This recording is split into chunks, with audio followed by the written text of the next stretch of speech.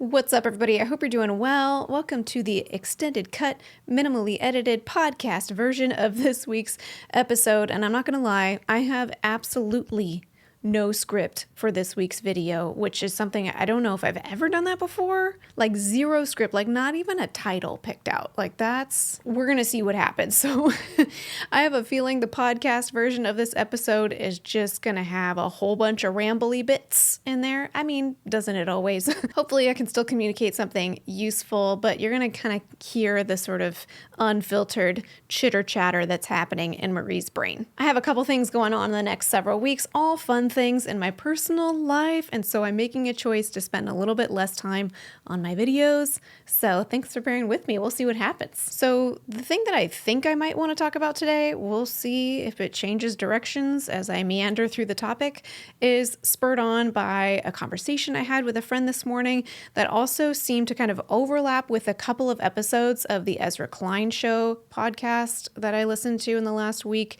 And my brain is just kind of like spewing just thoughts and feelings.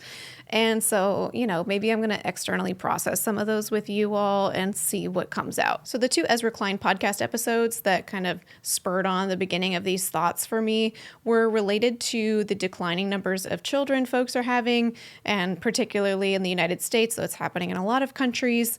And I don't necessarily want to focus on the kids piece in this video today, but I am thinking about a cultural shift that they highlighted in the podcast related to how important work is and how much fulfillment we often culturally expect work to have for us, and often just how much of ourselves culturally we expect to give of ourselves to our work, our job, the work being like the job that pays you money so you can pay your bills. And this is something that's been kind of floating around in my mind lately because on the one hand, do not get me wrong, I find my work so incredibly fulfilling. I would venture a guess that relative to the average person, and even relative to the average person in the US or in my city of San Diego, potentially I do derive more fulfillment than the average person from my work. I could be wrong. Maybe everyone just loves their job. Who knows? And I very much fit into this kind of millennial culture of wanting my job to be something that I find personally fulfilling rather than just something that offers a paycheck that funds other things that I find personally fulfilling. So in that sense, in many ways, I kind of neatly fit into the typical cultural norm of what it looks like to be a working millennial. But on the other hand, I also find myself not really relating with just how much fulfillment, at least according to podcasts and things, just how much fulfillment working millennials derive from their work relative to how much fulfillment they derive from other arenas of their life. So even though I find my work so fulfilling, and I do value having a job that I find personally meaningful and fulfilling above and beyond just offering a paycheck, it's kind of peripheral to how important it is to me to find fulfillment across the other arenas of life. That piece feels at least a little bit more countercultural, just in the sense that I don't hear that talked about by a lot of people. Or if I do hear it talked about, it's by folks who are leaning more into how much fulfillment they derive from parenting.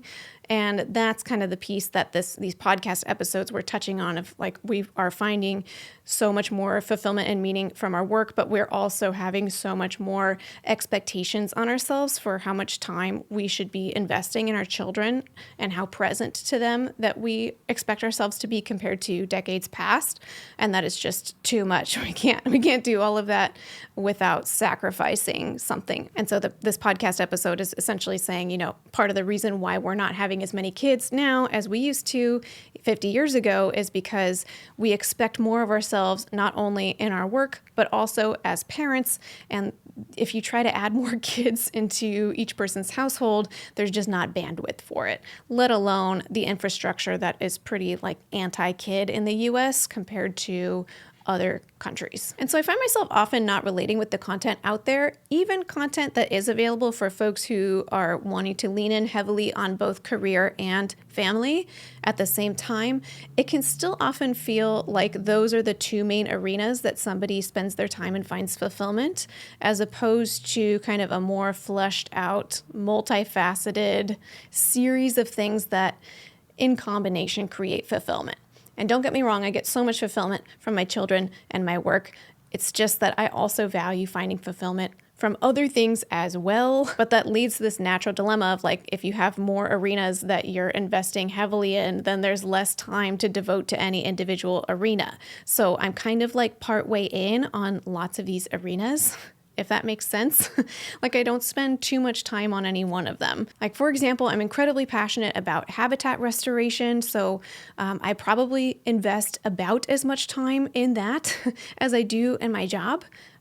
Because they offer very different kinds of fulfillment. Now, habitat restoration does not pay my bills, and it also does not take care of my children for me. Though, my children can participate, I think, in the habitat restoration, which is really sweet to watch my oldest help me with that, but that's neither here nor there. The point is, I have a lot of other interests. That's just one of them. And also, I really like to make time for the people I care about. And I noticed that that's like not as trendy right now to just like go hang out with a friend on a Monday morning instead of spending a bunch of time on that week's video. But to me, that was so well worth my time.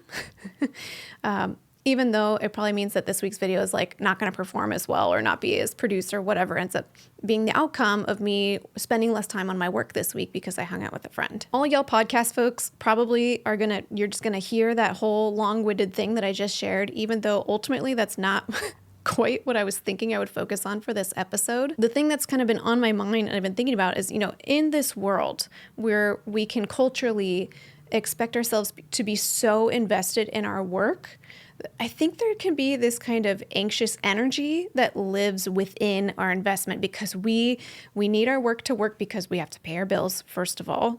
Like, that is very important. So I do not want to minimize that.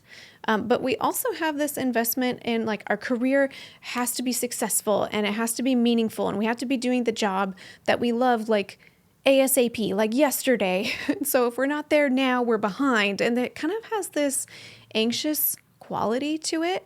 And when I think about the areas in my life that bring me fulfillment outside of work and outside of raising kids, it's about taking your time, like wasting time with a friend. Like that's not time wasted. That was precious time that I got to connect with another person that I care about. Or if it's literally like spending 2 hours in the garden pulling weeds, which is genuinely like a regular part of my week. Like, am I wasting time? Should I optimize that by like paying a gardener to come pull those weeds, or even worse to my nightmare, spray those weeds with something? And, those are choices one can make. But for me, like wasting that time just pulling weeds in a completely inefficient way is so valuable. So could it also be valuable to have phases in our career where we are allowing enough space for discovery? Let's try something out, see what happens. If it doesn't end up working super great, maybe we learned something. Maybe we enjoyed some bit of the journey along the way. If we had to scrap our plan and start over, maybe there's something worthwhile in that as well. So I think I'm rambling. Okay, I know I'm rambling. But this idea of kind of like taking your time, letting things unfold as they unfold, isn't something that really aligns, I think, with a lot of our current cultural values around career needing to be fulfilling, needing to be sort of the everything and all be all quickly. And I see that manifest, and particularly it's like a lot of like bombardment, at least I experience it as bombardment on an array of social media platforms, Facebook, Instagram, it could be anywhere, honestly.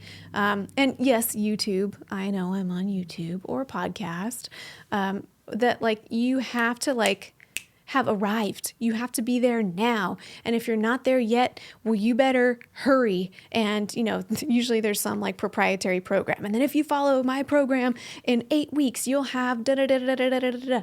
And I'm saying it in that voice because that's how I feel when I hear some of these advertisements, even if it's, a text ad or something. It feels so hurried, so anxious. I feel behind. And then layered on top of that, often in some of these spaces, whether it's an ad or maybe you're, chatting with a consult group or trying to get some mentorship or advice from somebody about your career, it can often feel like And if you want to get there quick, this is the way to do it. I have the method.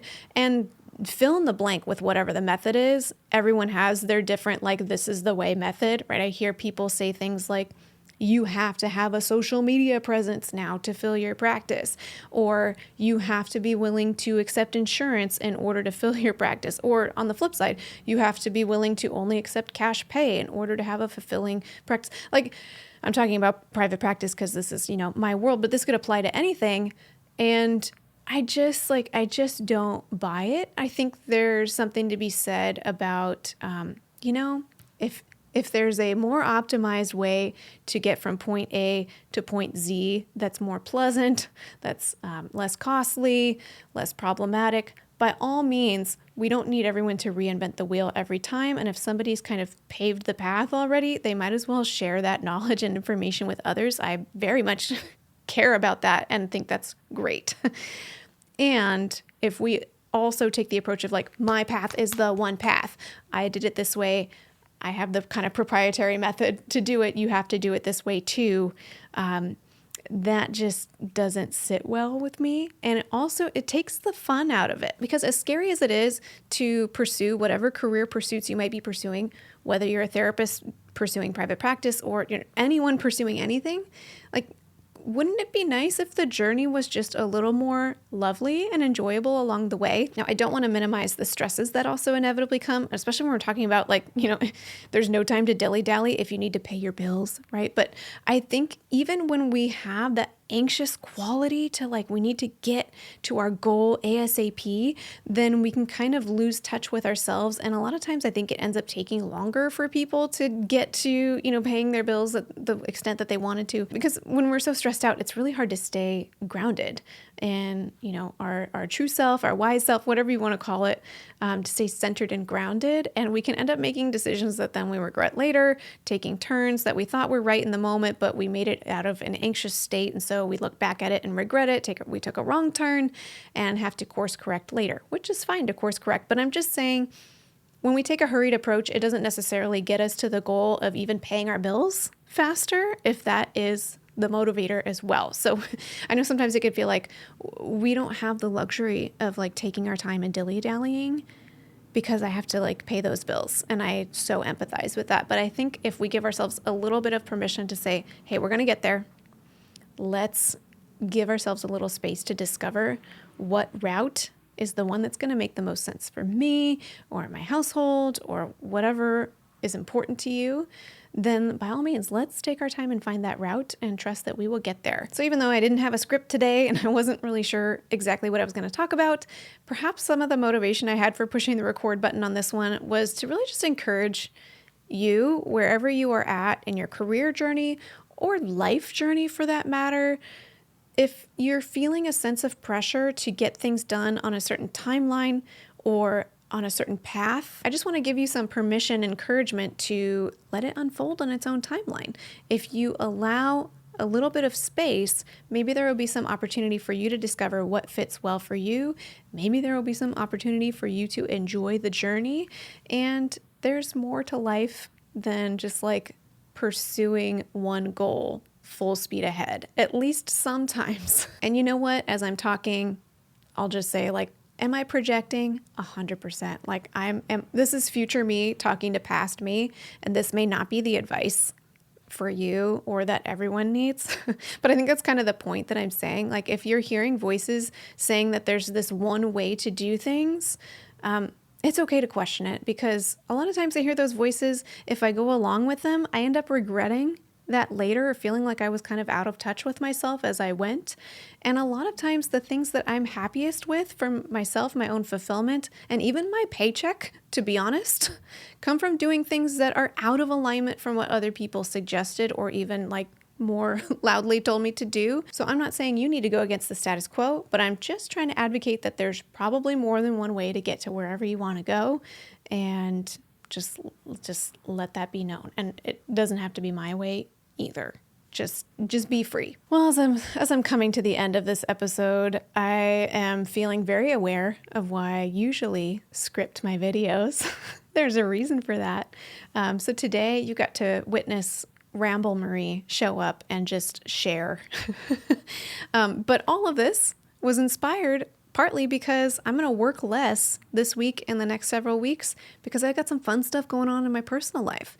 I have my garden featured in an upcoming tour for the local Native Plant Society, which is, out of all of my passions, probably my biggest one, despite how much you see me on the internet doing this stuff and how much I love seeing my therapy clients and how much I love my kids and my spouse. Well, my kids and my spouse and my friends are definitely the highest passion. And then the restoration gardening, and then the other stuff that like pays my bills and things. So, and I also am super fortunate to have several different out of town friends coming to visit in the month of August. And rather than try to like squeeze out the same level of productivity in my work and mom world and like be there for my friends, I'd rather just like shuffle my priorities and have some days off and hang out with my friends. And I'll come back later, don't worry. So the quality of my videos will come back. I actually have some ideas. Of course, this happens right as I'm like looking to do more of a lull in video quality, I guess, production quality. I have all these ideas for videos that are going to take me like triple, quadruple the amount of time than my usual videos to make that I'm excited about, but they'll have to wait till at least May. So you might see those come out later, hopefully sometime. But this is what you have for today.